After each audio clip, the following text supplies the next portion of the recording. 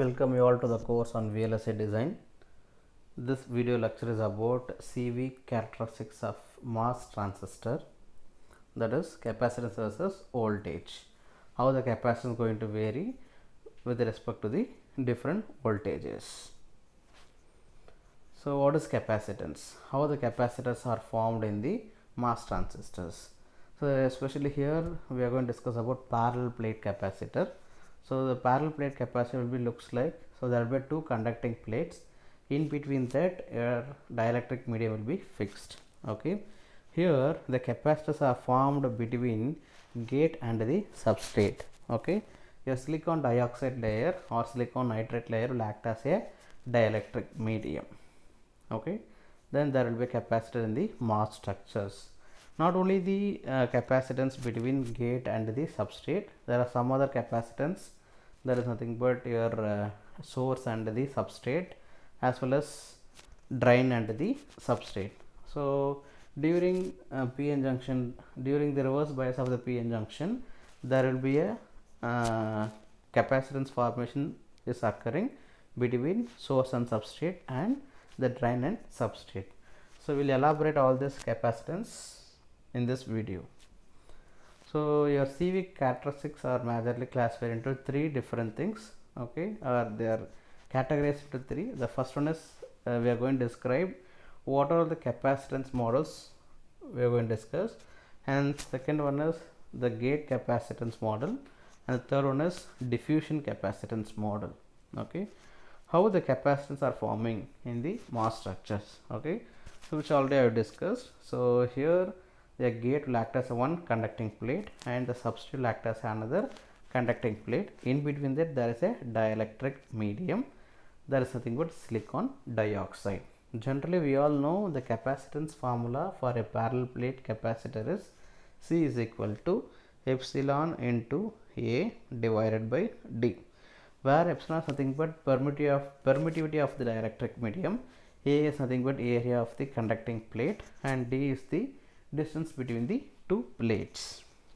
Okay, and here so the dielectric medium silicon dioxide, so epsilon is rewritten as epsilon OX, that is oxide permittivity, into the area. Okay, here L represents length of the gate, W represents width of the gate. So area can be expressed as length into width, so L into W, and the distance between the two plates is oxide thickness, so which is nothing but TOX. So your gate, the capacitance between gate and substrate CGS can be written as epsilon OX into WL divided by TOX. Your epsilon OX by TOX is nothing but oxide capacitance COX. Okay, so your gate source capacitance can be expressed as COX into W into L. If I consider L is equal to 1 micron, okay, then your CGS can be expressed as oxide capacitance per micron into W. Okay, so not only this gate capacitance, also there will be a capacitance are forming between source and the substrate. Similarly, drain and the substrate. We will discuss this elaborately under the diffusion capacitance. Okay, and the next one is I am going to elaborate this gate capacitance model for different operating regions of MOS transistor. If the MOS transistor is in the cutoff region, what are the capacitance are forming between the terminals? Then if it is linear and if it is in the saturation, what are the possible capacitances are forming? Okay, first let me consider cutoff region. In the cutoff region, your gate source voltage is lesser than the threshold voltage. When the applied voltage is less than the threshold voltage, there will not be any channel formation between source and drain. Okay, then it will act as a dielectric medium. So the capacitance are forming between gate and the substrate, or it is called as body. Okay, under cutoff region the capacitance is CGB. Okay, only the capacitance are existing between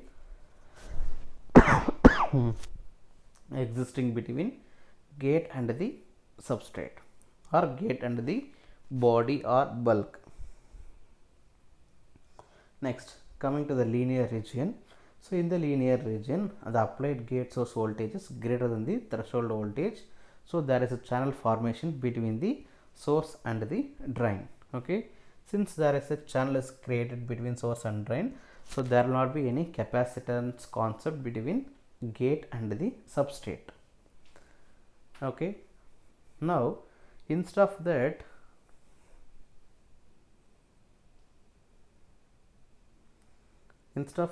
so the capacitance may forming between gate and the source, gate and the drain.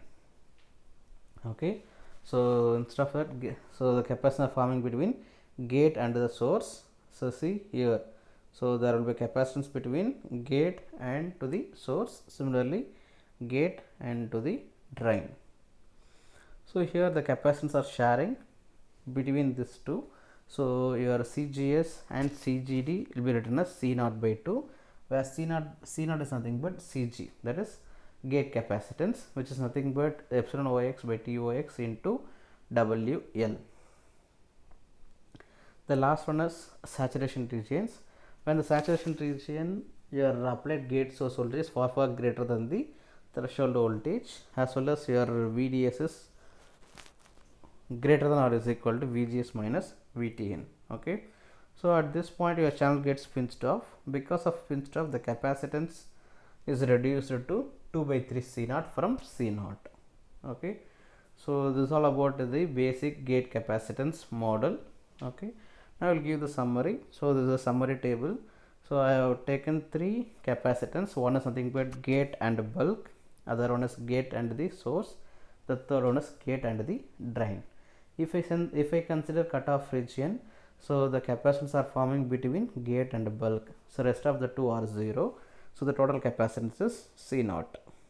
Okay, and similarly if I consider linear region, there will not be any capacitance concept between gate and the bulk, so it will be 0. For the rest of the two, the capacitance will be shared, so once again the total capacitance is C0. For the saturation region, here there will be any capacitance between gate and bulk as well as gate and drain, because of pinched off, the channel gets pinched off. Okay, only there will be the capacitance between source and the gate, which is nothing but about 2 by 3 times of C0. The last one is the mass diffusion capacitance models. Okay, so the mass diffusion capacitance model is nothing but there is a capacitance existing between source and the bulk as well as drain and the bulk. Okay, these are called as parasitic capacitance. It is undesirable. So this capacitance will not involve in the operations of the MOS transistor, but this capacitance will affect the performance of the MOS transistors. Okay, so here when the N plus diffusion of your source or the drain will have a contact with substrate p-type body, if it is an NMOS transistor, then there will be a p-n junction diode formation will be takes place between source and body as well as drain and body. Okay, this p-n junction diode should be in a reverse bias. When it should be in reverse bias, there will be a junction. Okay, that junction will act as a dielectric medium. Your N diffusion will act as a N-type semiconductor, and there is a body, so it is forming the capacitance between source and the substrate as well as drain and the substrate. Okay, these capacitors are called as parasitic capacitance. So the amount of capacitance will be in terms of picofarad or femtofarad. Okay, yours now. So since it is a parasitic capacitance, for that we need to give the modeling. We don't have any proper expression for this. So your capacitance is written as, that is source and bulk. Okay, bulk represents substrate. Your CSV represents area into CJBS. Okay, plus perimeter into CJBS into SW, where CJBS represents the capacitance junction between the body and the bottom of the source. CJBS SW represents the same but the side wall. Okay, now they are given some numerical expressions for CJBS and CJBSSW, which is nothing but Cj into 1 plus VSB by psi naught whole to the power of minus m. Okay, where VSB is a substrate potential and